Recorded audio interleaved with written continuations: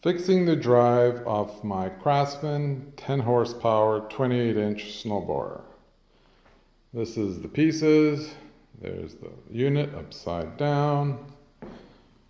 Bought it for 40 bucks and I needed a bearing, but then I broke the drive mechanism. It's basically, the assembly is called the clutch. Basically drives the wheels. That's where the friction wheel is attached to. This is the model number, and the mechanism, the clutch, or where the friction wheel is attached on a larger shaft. These bushings, 3 bolts hold it in. There's 2, 1 on each side. You remove that and you sort of maneuver it out of here, and I'll be showing you that part next as I broke the sprocket off the shaft. So this is a clutch assembly from a CRAFTSMAN 10 horsepower 32-inch snowblower. Looks fine. It's Murray or NOMA made for CRAFTSMAN. It's late 80s, mid 80s. But what happened to mine is this gear sprocket sheared off the shaft. Now you can order as part of the friction wheel shaft that would unbolt from that bolt in the center, and you get a shaft. It's about, depends where you get it, between 50 to 100 bucks. And there's not enough meat here. This washer was here, bushing. And there's really not enough meat. Get that sprocket.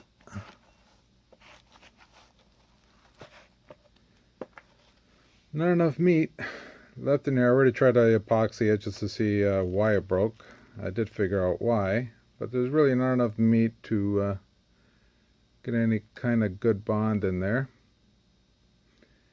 And with the torsional stress of turning from the friction wheel, this is basically going to turn your wheels reverse, forward, get stuck. So whatever I would do here wouldn't be enough, unless maybe I had a welder, but really, how would you weld that back on?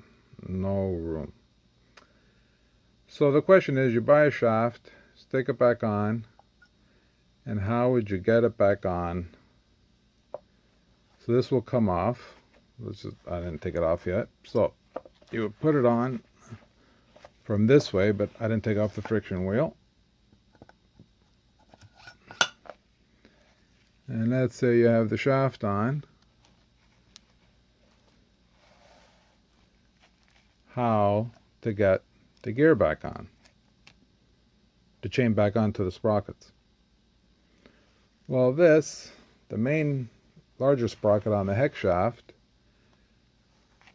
is clipped on here, and if I turn upside down, you can see the weld marks with this clip holding on to this sprocket.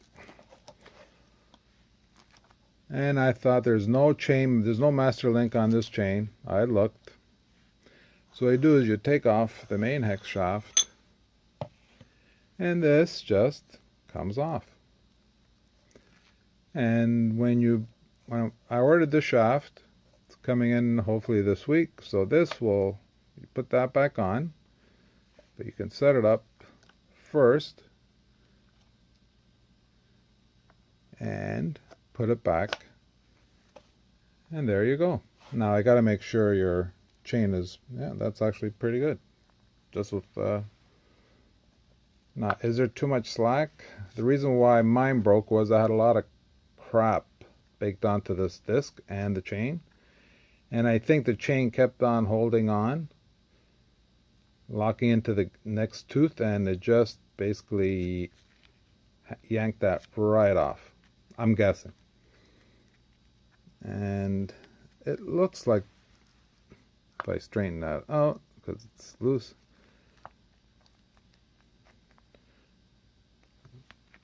doesn't look like there's much play in it. So I don't think the chain is stretched out.